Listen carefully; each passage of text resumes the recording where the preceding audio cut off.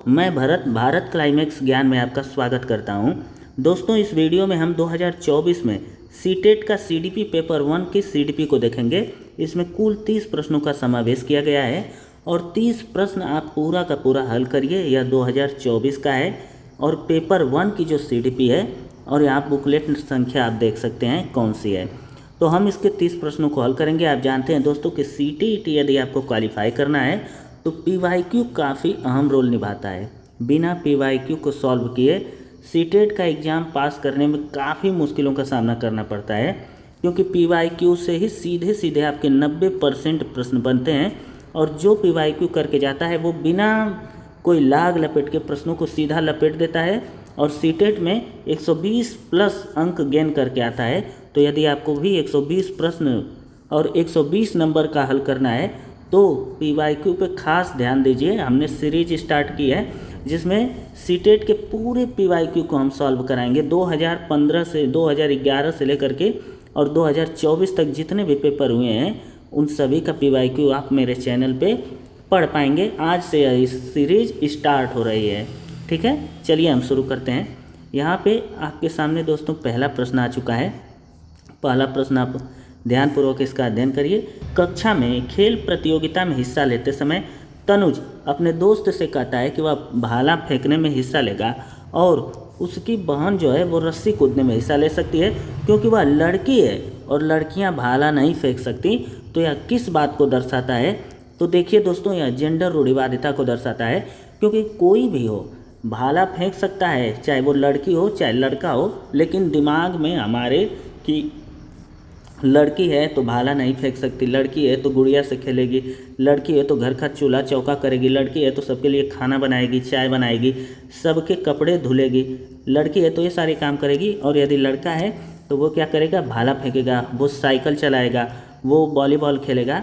तो ये सब लोगों के दिमाग में भरा हुआ है। जेंडर रूढ़िवादिता का उदाहरण है। लड़कियाँ भी भाला फेंक सकती हैं और लड़के भी रस्सी कूद सकते हैं। अब अगले प्रश्न को हम देखते हैं। पहले का जो है वो बी वाला सही हो जाएगा। अपसारी चिंतन यानी डाइवर्जेंट थिंकिंग क्या होती है? अपसारी चिंतन या डाइवर्जेंट थिंकिंग क्या होती है? तो दोस्तों, डाइवर्जेंट थिंकिंग या अपसारी चिंतन उसको कहा जाता है कि किसी समस्या के कई सारे समाधान जब आप खोज लेते हैं तो उसको अपसारी चिंतन कहते हैं। कि कोई एक समस्या है और उसके कई प्रकार के समाधान आप खोज पा रहे हैं, तो इसी को डाइवर्जेंट थिंकिंग कहा जाता है। तो इसमें कौन सा भरा जाएगा? तो कई उत्तरों को डाइवर्जेंट थिंकिंग प्रोत्साहित करता है और अभिसारी चिंतन जो होता है वो केवल एक ही समाधान पर स्थिर होता है। तो जी हाँ, पहला वाला ये आपका सही हो जाएगा।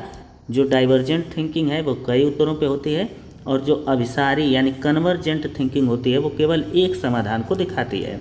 अगले प्रश्न पे हम चलते हैं। यहाँ पर आपके सामने दिया हुआ है, समावेशिता के बारे में है। समावेशी कक्षा किसको कहते हैं? तो देखिए, समावेशी क्लास उसको कहते हैं ना जिसमें अमीर घर का छात्र, ठीक है, जिसमें गरीब बच्चा, जिसमें दिव्यांग बच्चा जो पैरों से या फिर आँखों से कमज़ोर है, जिसमें मंदबुद्धि बच्चा, यानी सारे बच्चे जिस क्लास में बैठ करके पढ़ते हैं ना, वही क्लास समावेशी शिक्षा होती है। यानी समाज के बिल्कुल अंतिम जो तबके के बच्चे होते हैं उनके पास भी यह शिक्षा पहुँच जाती है। तो इसी को समावेशिता कहा जाता है। तो समावेशी शिक्षा के बारे में इसमें से कौन सा कथन सही नहीं है? तो नहीं वाला आपको खोजना है। तो समावेशी शिक्षण का अर्थ है ऐसे तरीकों से शिक्षण जो बिल्कुल बहिष्कृत न करे। देखिए कितना अच्छा सही दिया है कि बहिष्कृत नहीं करना चाहिए, यानी पहला वाला आपका सही होगा। समावेशी शिक्षण का अर्थ है उस शिक्षण शास्त्र को अपनाना जो सभी शिक्षार्थियों की आवश्यकताओं का समर्थन करता है। तो यह भी सही है। एक समावेशी कक्षा भाषा शैली में अंतर को समायोजित करती है और सहयोग को बढ़ावा देती है। तो एकदम सहयोग को बढ़ावा देती है, लेकिन निश्चित पाठ्यचर्या समावेशी कक्षा की नहीं होती है। जैसा आप को पढ़ाने में जो बातें आ जाती हैं वो आपको बताई जानी चाहिए। निश्चित नहीं होना चाहिए पहले से कि क्या बताया जाएगा और क्या नहीं।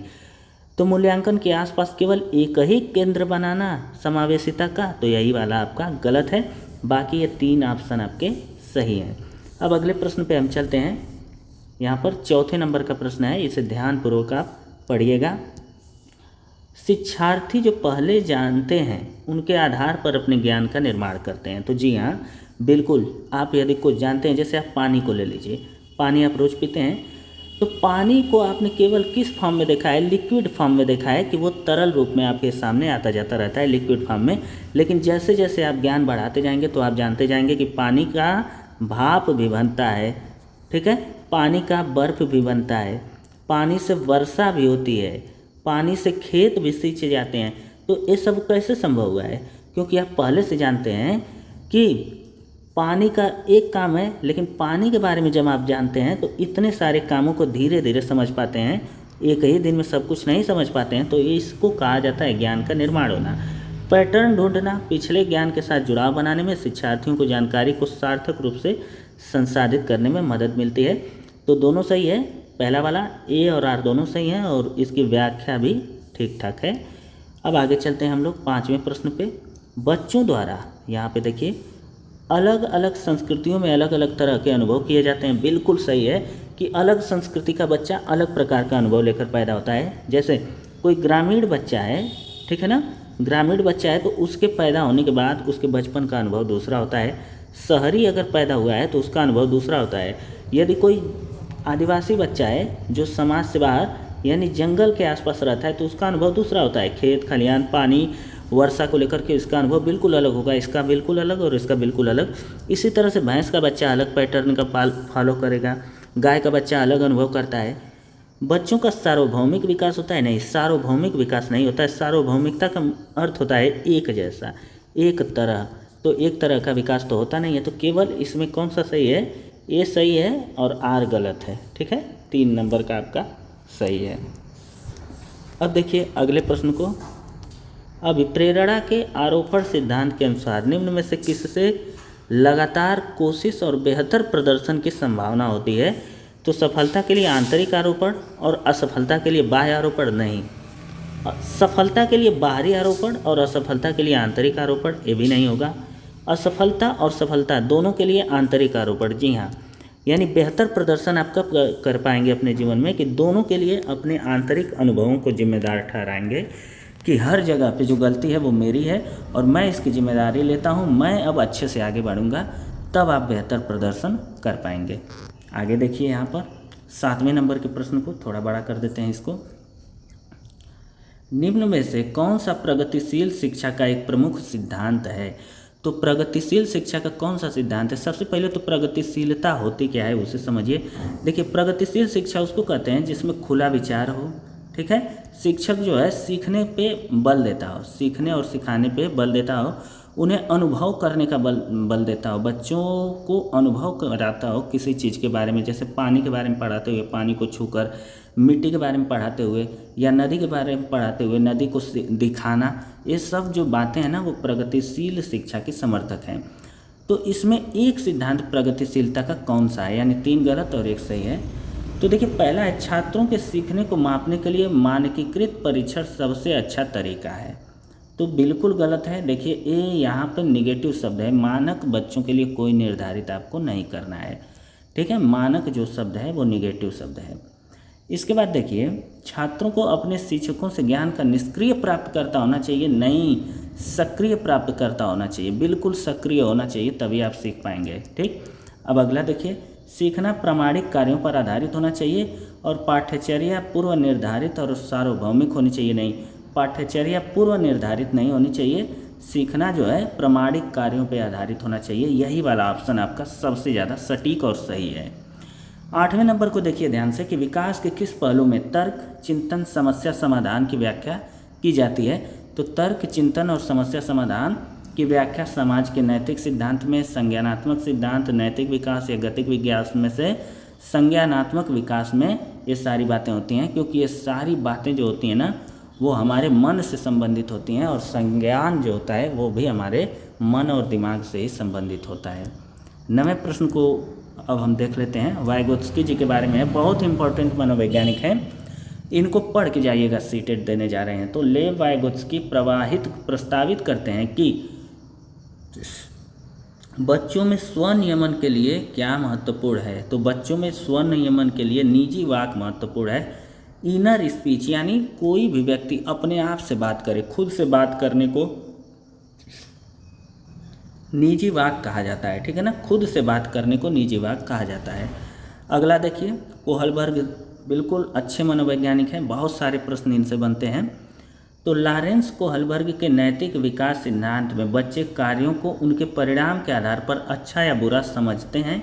इस समझ पर पहुंचते हैं कि नियम और कानून नम्य है और बदले जा सकते हैं। तो जी हाँ, कोहलबर्ग जी का एक कहना है नैतिक विकास में कि नियम और कानून बच्चे ये समझते हैं कि इन्हें बदला जा सकता है। और लॉरेंस कोहलबर्ग का तर्क है कि नैतिक विकास क्रमिक रूप से चरणों में होता है। जी हाँ, क्रमिक रूप से ही होता है, क्योंकि पहली स्टेज इन्होंने 4 से लेकर के 10 वर्ष और दूसरी जो बताई है वो 10 से लेकर के 13 वर्ष और तीसरी 13 वर्ष से ऊपर के लिए बताई है। तो 3 ये जो चरण इन्होंने दिए हैं वो इसी के लिए तो दिए हैं। तो दोनों ही सही है, दोनों सही है, लेकिन व्याख्या इसकी सही नहीं है, यानी 2 वाला आपका सही हो जाएगा। अगले प्रश्न पे चलते हैं। देखिए, बहुत ही महत्वपूर्ण मनोवैज्ञानिक फिर से आ गए हैं, गार्डनर जी।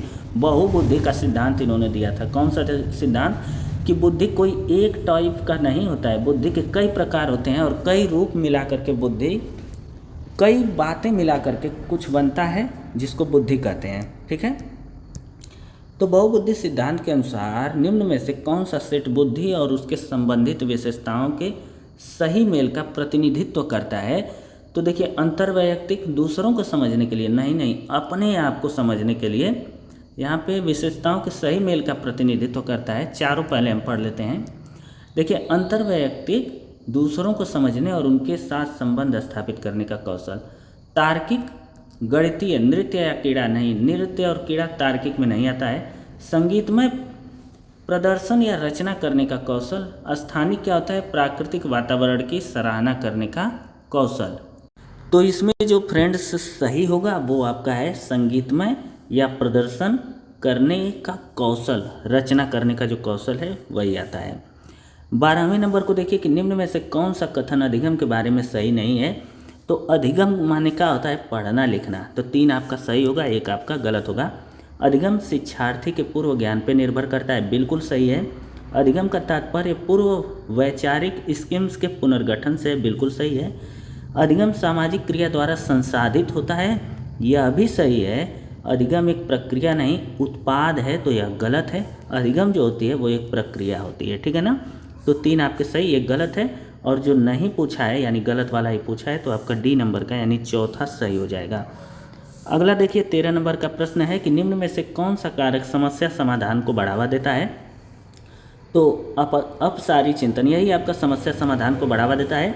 बाकी निष्क्रिय अनुसरण, प्रतिक्रिया सेट, बार बार एक ही काम करना, और फंक्शनल फिटनेस यानी एक ही बात पे निश्चित रहना, ये सब कुछ नेगेटिव हैं, बल्कि अपसारी चिंतन जो 13वां होता है वही आपका सही है। कोहलबर्ग के नैतिक विकास सिद्धांत के अनुसार किस स्तर पर बच्चे आत्म केंद्रित होते हैं और किसी कार्य को करने में अपना लाभ देखते हैं? पहले स्तर के पहले चरण में नहीं, पहले स्तर के दूसरे चरण में यह भी नहीं, दूसरे स्तर के तीसरे चरण में तीसरा चरण होता ही नहीं है, तीसरे स्तर के 5वें चरण में, ये भी गलत है। इसमें जो सही होगा ना दोस्तों, वो पहले चरण के दूसरे स्तर पे, यहाँ पे देखिए बी वाला आपका सही होगा। पहले स्तर के दूसरे चरण में यही आपका सही होगा, जिसमें बच्चे आत्म केंद्रित होते हैं और केवल अपना लाभ देखते हैं। जैसे यदि किसी ने उसको मार दिया, क्या कर दिया, या फिर पेंसिल मान लीजिए छीन लिया, तो वो मारेगा नहीं, वो पेंसिल ही लेगा। यदि उसकी चप्पल छू देगा ना, तो वो क्या करेगा, उसकी भी चप्पल ही छुएगा। यही होता है बच्चों में शुरुआत के लेवल के दूसरे चरण में, क्योंकि हर लेवल को उन्होंने 2 चरणों में बांट दिया था। यहाँ पे वंचित वर्गों से संबंधित विद्यार्थी के समावेशन के लिए क्या करना चाहिए? तो विविध परंपराओं के प्रति जागरूकता और संवेदनशीलता को बढ़ावा दिया जाना चाहिए, तो यही सही भी है।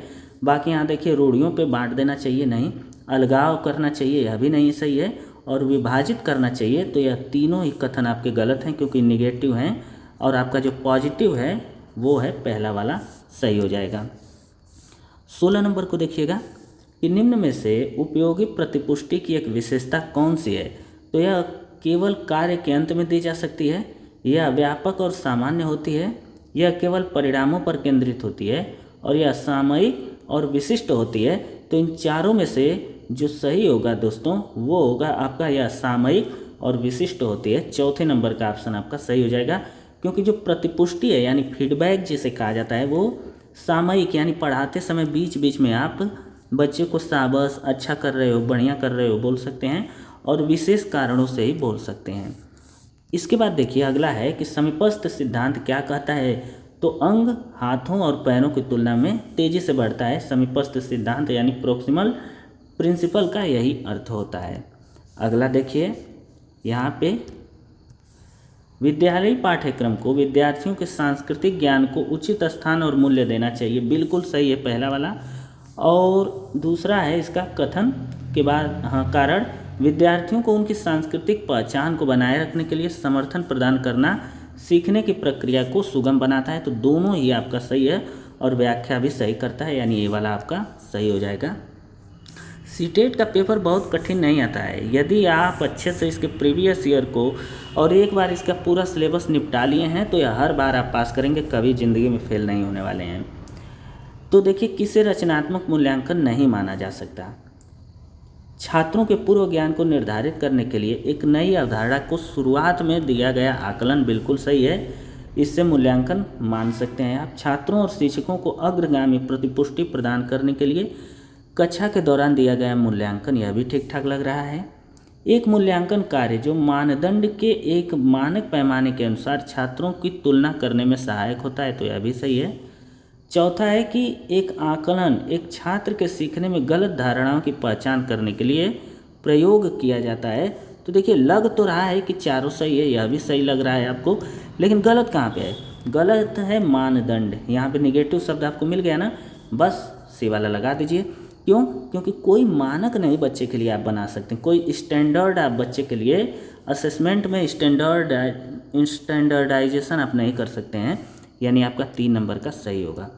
इसके बाद देखिए 20वें नंबर के प्रश्न को, निम्न में से पठन वैकल्य की एक विशिष्ट विशेषता कौन सी होती है? तो रचनात्मक समस्या समाधान में कठिनाई, ध्वन्यात्मक प्रसंस्करण में कठिनाई, शारीरिक समन्वय में कठिनाई और स्थानिक समझ में कठिनाई। तो देखिए पठन वैकल्य दिया है, क्या दिया है? पठन वैकल्य यानी डिसलेक्सिया। तो यह पढ़ने में यानी दिमाग की बात जहाँ पे आएगी ना, उसी में बच्चा कठिनतम अनुभव करेगा। तो आपका चौथा नंबर में देखेंगे आप स्थानिक समझ और जानकारी में उसके कठिनाई आएगा। ठीक है, बाकी सब कुछ वो कर सकता है। आगे देखिए कि निम्न में से किस प्रकार के प्रश्न एक छात्र की जानकारी का गंभीर रूप से मूल्यांकन करने की योग्यता का आकलन करने में मदद करता है। तो वे प्रश्न जो शब्द की सरल परिभाषा के लिए पूछे जाते नहीं, परिभाषा से आप उसका गहन आकलन नहीं कर सकते कि वो बच्चा कैसे बोलता है, कैसे उसके समझ है। वे प्रश्न जो छात्र की व्यक्तिगत राय पूछते हैं, बिल्कुल सही है, बी वाला ही आपका सही होगा, क्योंकि जब किसी से उसकी व्यक्तिगत राय पूछेंगे तो बहुत सोचेगा और उसके बाद कोई एक उत्तर देगा जिससे उसकी अवेयरनेस के बारे में आपको पता चल जाता है, अवेयरनेस उसकी कैसी है। 22 नंबर को देखिए, बाधिता एक डैश डैश डैश स्थिति है जबकि अक्षमता एक डैश डैश स्थिति है। तो देखिए जो अक्षमता जन्म लेती है वो जैविक कारणों से लेती है, यानी आप जब माँ के पेट में थे, आपके पिताजी का, बाबा का, किनका आप पे प्रभाव पड़ा है, किनका आनुवंशिक जीन आपके अंदर आया है, तो वो जैविकता होती है। तो यह निर्धारित करती है जैविक स्थिति जो अक्षमता को, कि आप सक्षम है नहीं सक्षम है, और कार्यात्मक स्थिति जो है एक बाधिता है। तो बी वाला ही आपका सही हो जाएगा। अगले प्रश्न को देखिए 23 नंबर को, निम्न में से कौन सा कथन संज्ञान और भावनाओं के बीच के संबंध को उपयुक्त रूप से परिभाषित करता है? तो संज्ञान और भावनाएं दोनों स्वतंत्र हैं, भावनाएं और संज्ञान आपस में एक दूसरे पर निर्भर करते हैं।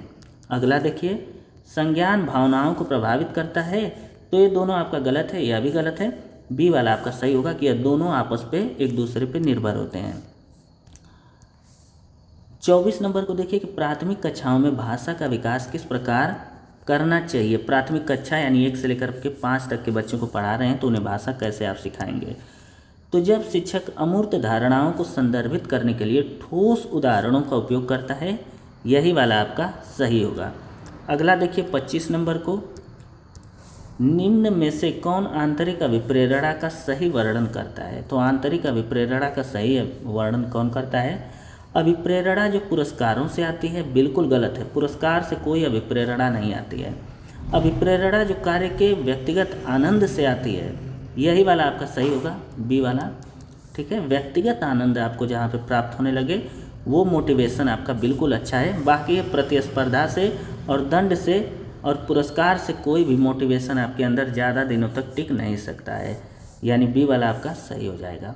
ठीक है, अब आगे वाले पे चलते हैं। 26 नंबर पे, निम्न में कौन सा आलंबन का उदाहरण है? तो आलंबन क्या होता है? किसी की सहायता करना। क्या करना? सहायता करना। इसके फोल्डिंग प्रदान करना ही क्या होता है? पॉजिटिव वर्ड होता है। ठीक है ना, पॉजिटिव वर्ड होता है। इसके फोल्डिंग यानी सहायता प्रदान करने के कौन कौन इसमें उदाहरण है? तो बोल कर सोचो, बोल कर सोचो या सोच कर बोलो। बोल कर मत सोचिए, सोच करके बोलिए। ठीक है ना, लेकिन फिर भी यहाँ पे ए हम सब में दिया है तो ए को अब रखना पड़ेगा, यानी बोल करके भी सोचा जा सकता है, लेकिन रटना इसमें गलत है। ई वाला गलत है और जहाँ पे ई वाला दिया होगा वो बिल्कुल गलत होगा। ई यहाँ पे दिया है, यह गलत हो जाएगा आपका। और यहाँ पे ए बी सी और डी आपका सही होगा। प्रश्न करो, संकेत समझो, आधा हल किया हुआ उदाहरण भी पूरा करो और बोल कर सोचो। ठीक है ना, तो ये आपका 3 नंबर का सही हो जाएगा। आगे देखिए 27 नंबर, विकास के क्रम में बच्चे सूक्ष्म पेशीय कौशल से पहले सकल पेशीय कौशल विकसित करते हैं। यह किस बात को दर्शाता है? तो यह दर्शाता है समीप दूराभिमुख को दर्शाता है, यानी प्रोक्सिमो डिस्टल को दर्शाता है। अगला देखिए 28 नंबर का, पियाजे के संज्ञानात्मक विकास के सिद्धांत के अनुसार, बहुत ही महत्वपूर्ण मनोवैज्ञानिक हैं, इनको पढ़े बिना कभी पेपर देने टेट या सीटेट का मत जाइएगा, बिना प्रश्न आए कभी रहता ही नहीं है। तो पियाजे के संज्ञानात्मक विकास के अनुसार निम्न में से कौन सी क्षमता मूर्त संक्रियात्मक सोच से पूर्व संक्रियात्मक सोच को अलग करती है? तो कौन सी क्षमता इसे अलग करती है? तो देखिए इसमें जो है ना डिसेंटरिंग यानी विकेंद्रीकरण जो है इसे अलग करता है। देखिए वस्तु अस्थायित्व कब होता है? तो 0 से लेकर के 2 वर्ष तक का समय वस्तु अस्थायित्व का होता है। इसमें बच्चा जो है ना चीज़ों को देख करके छू करके समझ पाता है, छू करके आवाज़ से देख करके समझ पाता है। जैसे गेंद को आप कहीं छुपा देंगे ना तो वो उसको प्रतीकों के रूप में लेकर के कि किस प्रकार की थी प्रतीक जैसे, और उसको खोज लेगा। 0 से 2 साल इंद्रियों का समन्वय और परिकल्पना वाली थिंकिंग, लेकिन डिसेंटिंग इसमें सही हो जाएगा, डिसेंट्रलाइजेशन। अब देखो रस्सी कूदते समय पैर में रस्सी फंसने के कारण आउट होने के बाद अरु कहती है कि उसे रस्सी ने जानबूझकर आउट किया। देखो अब अपने को दोष नहीं दे रही है, रस्सी को दे रही है। तो जीन पियाजे के संज्ञानात्मक विकास सिद्धांत की किस अवस्था में बच्चे इस तरह के तर्क को प्रस्तुत करते हैं? तो देखिए इस तरह का जब तर्क आता है इसका मतलब पूर्व चलन अवस्था है, यानी उनका अभी प्री ऑपरेशनल स्टेज है और यह 2 से लेकर के 7 वर्ष के बीच में होता है। इसमें बच्चा ना अपना दोष नहीं देता है, दूसरे का दोष देता है। इसी के साथ इस अवस्था में बच्चा जोड़ना सीखता है। क्या करना? जोड़ना घटाना सीखता है। जैसे आप उसको 4 और 2 जोड़ दे देंगे तो वो 6 कहेगा, लेकिन 2 और 4 दे देंगे तो वो फिर से इसी चीज़ को जोड़ेगा। वो समझ नहीं पाता कि 2 यहाँ है और वही 6 यहाँ है, तो उसी प्रकार से जोड़ेगा। ठीक है ना, तो यहाँ पे 4 नंबर का सही होगा। और 30 देखिए, सीखने के सामाजिक संरचनावादी विचार इस बात की वकालत करते हैं कि शिक्षार्थी दूसरों से निष्क्रिय रूप से ज्ञान प्राप्त करते हैं, नहीं सक्रिय रूप से प्राप्त करते हैं। शिक्षार्थी सक्रिय रूप से ज्ञान का निर्माण करते हैं, यही वाला आपका सही हो जाएगा। ठीक है ना, बी वाला आपका सही हो जाएगा। व्याख्या से नहीं समझते हैं और प्रत्याहार या दोहराव भी आपका नेगेटिव शब्द है, तो जो सही होगा वो आपका दूसरा नंबर का होगा। तो दोस्तों यहाँ पर हमने कुल 30 प्रश्नों को हल किया है। यह CDP के प्रश्न थे, और यदि आप इसी तरह की वीडियो चाहते हैं जो हमारे चैनल पे अपलोड होती रहेगी लगातार, यह सीरीज हम कंटिन्यू करेंगे, चैनल को सब्सक्राइब कर सकते हैं।